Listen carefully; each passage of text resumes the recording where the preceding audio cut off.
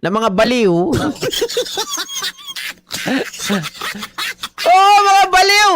Pero yung mga ka-Gminatics, nagsasaya po etong mga DDS pinagkakalandakan na next week daw ay makakalaya na at i-release ng ICC itong si Tatay Digong nila. Aray ko. Nagtataka lang talaga ako dito sa mga DDS na to. Paano nila nalaman? Ano ang kanilang basihan, mga kababayan? Sa simpleng panawagan po ni Sara Duterte, ay naniwala kaagad sila. Tingnan nyo to, kabaliwan ng isang DDS. So magandang gabi sa inyong lahat, mga kababayan. Oh. Dahil 200,000 followers na tayo, ito naman ngayon ang 200,000 followers mo, tuto. Pero inyo, tuto talaga. napakagandang regalo namin para sa Wow. inyong lahat, mga Oh. kababayan. Mga ka-DDS, ito na. Pakinggan ninyo, ha. Ito, magiging masaya kayo nito. Okay, pakinggan nyo. Maraming salamat sa Ah. inyo, mga kababayan namin. Ah. Ah. Ah.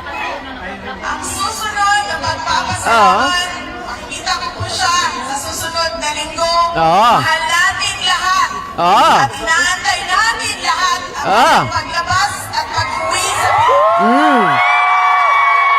Ah.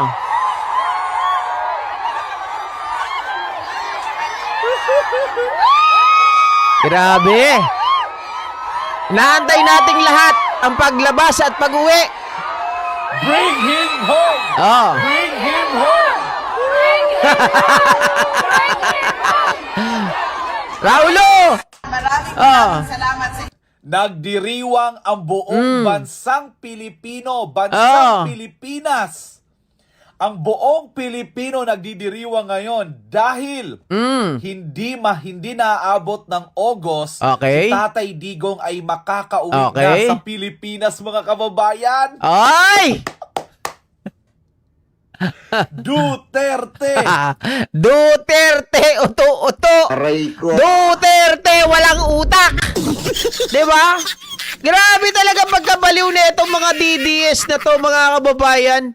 Ang liwanag nyo, sa susunod, ang ipagpapasalamat ko sa inyo ay magkikita kami. Magkikita lang. Hindi naman sinabing uuwi. Hindi sinabing i-release. Ang sinabi niya, magkikita kami. Alam nating lahat, ang inihiling nyo ay yung makalabas siya at makauwi. Hindi naman niya sinabi na lalabas na ang Tatay Digong. Lalabas na at uuwi na sa Pilipinas. Hindi naman sinabing ganun eh. Ang sabi niya, ang ipagpapasalamat ko susunod, kapag nagkita kami, ay alam naman natin na ninanais ng lahat, gusto natin na makalabas siya at makauwi. Kumbaga, mga kababayan, yun ay kanilang kahilingan. Aray ko. Kumbaga, wish nila yon. Pero hindi naman sinabi na wish is granted. Aray ko. Oh. Diba? Anong sabi ko sa inyo, mga kababayan? Oh. Wala nang choice ang pamahalaang Marcos kundi sundin ang kagustuhan ni Trump. Mga kababayan, mga ka-Gminatics, Aray ko. wala daw magagawa ang administrasyon ni Pangulong Bongbong Marcos kung hindi sundin ang kautusan ni Trump. Naalala ko, mga kababayan, ano ba ang sinabi ng palasyo dito? 'Di ba? Ang sinabi ng palasyo, mga kababayan, doon sa kagustuhan ni Trump ay hindi ko maalala yung saktong word pero ang binabanggit dito, mga ka-Gminatics, ng palasyo ay sinagot po nila itong si Trump na tayo, although wala na po tayong tawag dito, hindi po tayo member pa ng Rome Statute, pero tayo po ay naninindigan, ang administrasyon, ang Pilipinas ay may nananatili po, mga kababayan, ang ating responsibilidad, 'di ba? Na tumulong po doon sa investigasyon na ginagawa ng ICC nung panahon na tayo po ay kasali pa rito. Ito nga po yung balita na yun, oh. Oh, sabi dito, Marcos administration rejects US call to abandon the ICC. Aray ko. Diba? Tinabla po ni PBBM si Trump.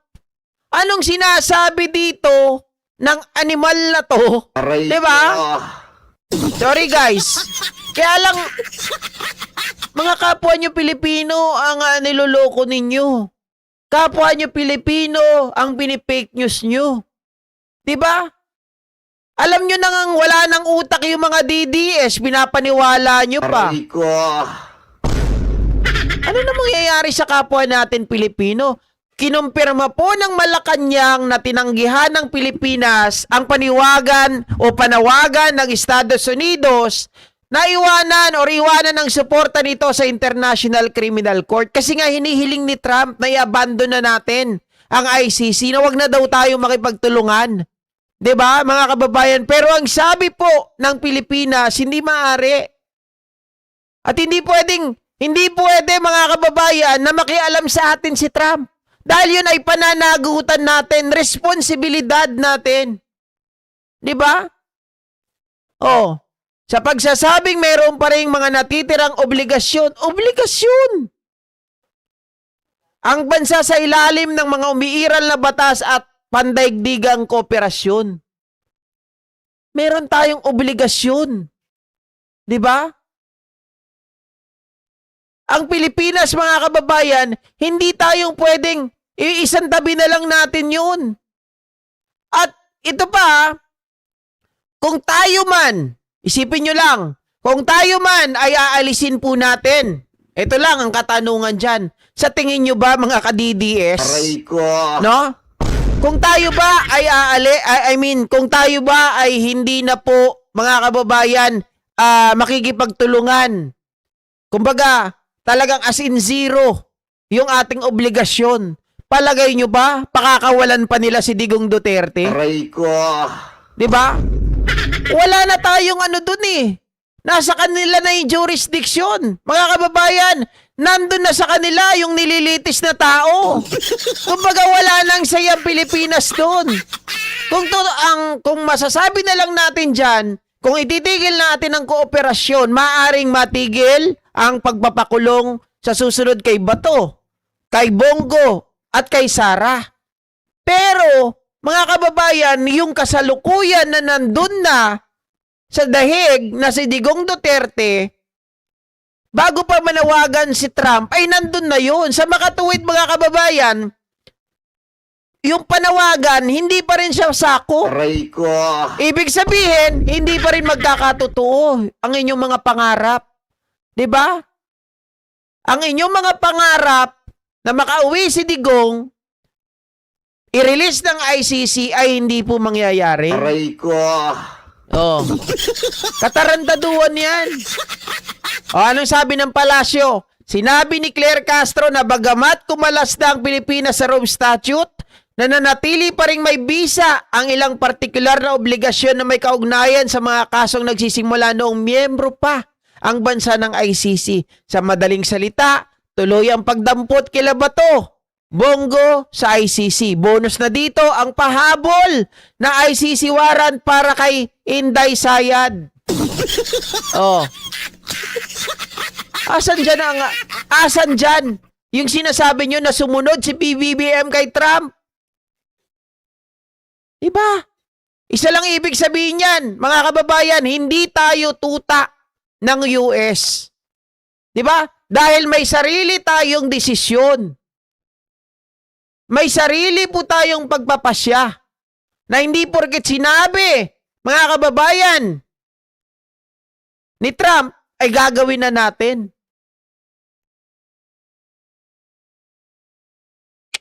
Grabe, mga DDS. Git yun. Sinabi na mismo ni Inday Sara.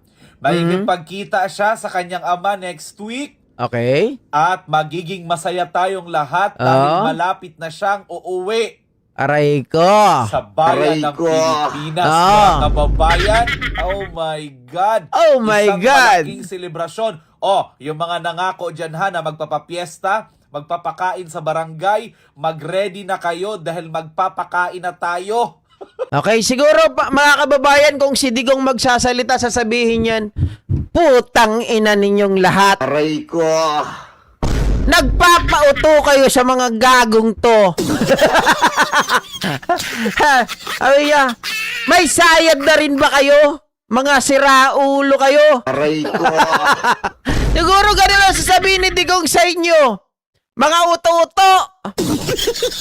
Di ba? Sabi niya, nasan na kayo napunta ang mga utak ka nito mga hayop na to? Oh. Ang Mapalakpak galing, pa. Lord.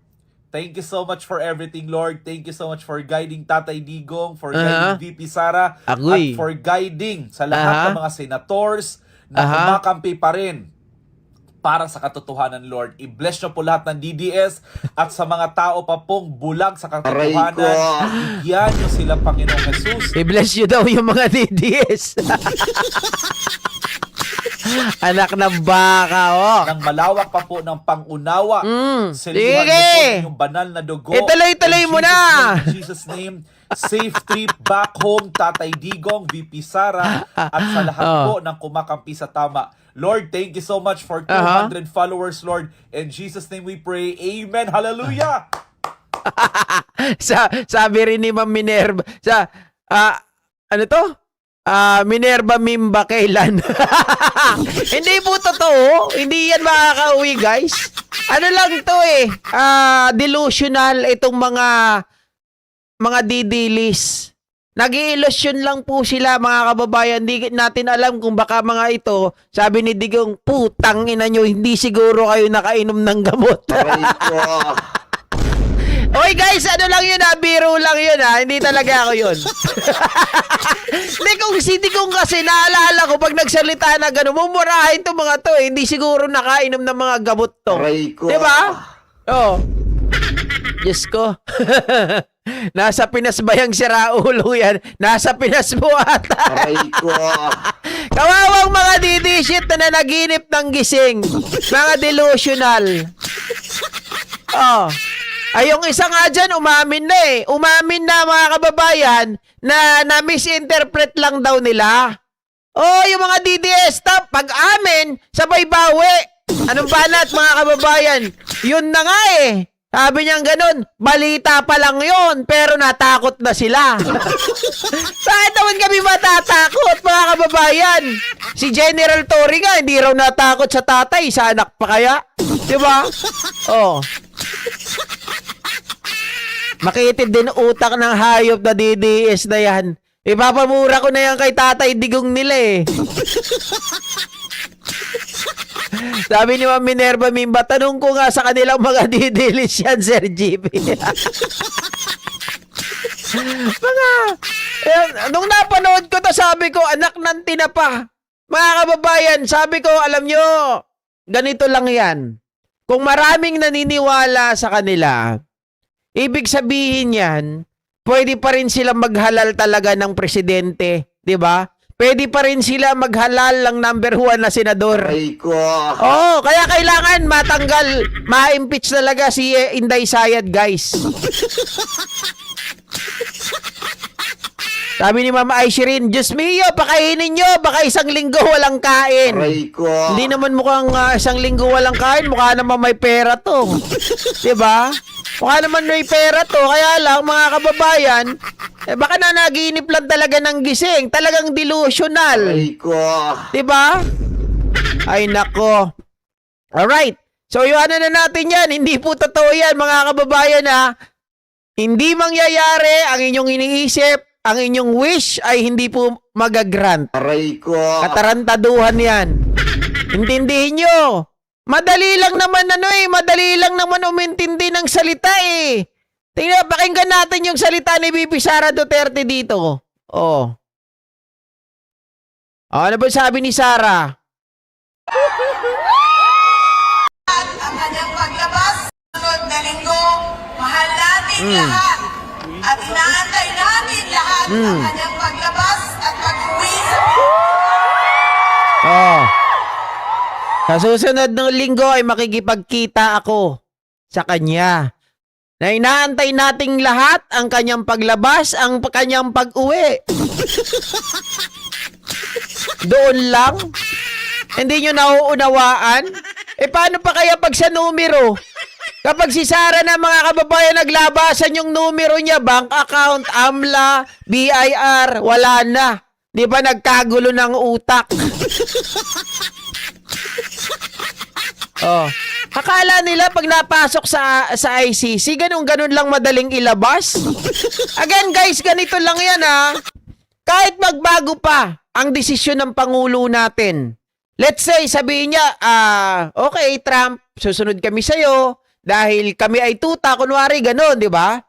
Pero it doesn't mean mga kababayan that the ICC will release Digong Duterte. Ibig sabihin, kung magbago man ang isip ng Pangulo natin, mga kababayan, hindi pa rin yun sakop. Diba? Kasi ang pagbabago ng pagpapasya ni Pangulong Bongbong Marcos, kunwari lang ay labas pa rin. Kumbaga, nandun na si Digong papalabasin pa ba yun ng ICC? Alam nila na, mga kababayan, guilty. Diba? Maaaring kung tayo ay hindi na makikipagtulungan, ang lalabas lang dyan, hindi na mahuhuli si Bato. Hindi na mahuhuli itong si Bongo. Hindi na mahuhuli itong si Sara. 'Di ba? Ganun 'yun. Kailan daw mangyayari? July 33. Aray ko. Ay, ang lala. Mananahimik lang ang taong bayan kung mawala na sa eksena ng politika mga Duterte. Sila lang ang nagpapagulo. Pero wag ka, mga kababayan Etong si Pulong Duterte. Sabi niyang ganun. Ay, si Basti pala. Sabi niya, hindi tayo titigil hanggat hindi tayo nauubos lahat. Pero mauna muna kayo ha. Walang pumalakpak sa kanya guys. Pero mauna lang muna kayong makulong ha. Sabi niyang ganun. Biglang iniwan sa ere yung mga DDS. Kumbaga pain lang palang hayop. Sabi niya, hindi tayo titigil hanggat di tayo nauubos lahat na makulong. Pero mauna lang muna kayo ha. Nagtinginan mga kababayan yung mga yung mga tao sa paligid Mauna lang muna kayo ha. Pero marami nagalit sa kanila doon kasi inuna nila yung politika imbes na yung mga nabahaan. 'Di ba? Sabi ni JRS, GP, baka na-over sa kape ang utak tungaw na TDS vlogger na yan. Ay, naka. Baka nga, mga kababayan. Okay, so iwanan na natin yan. Ito naman po ang pag-usapan natin. Naging mainit po ang paksa kanina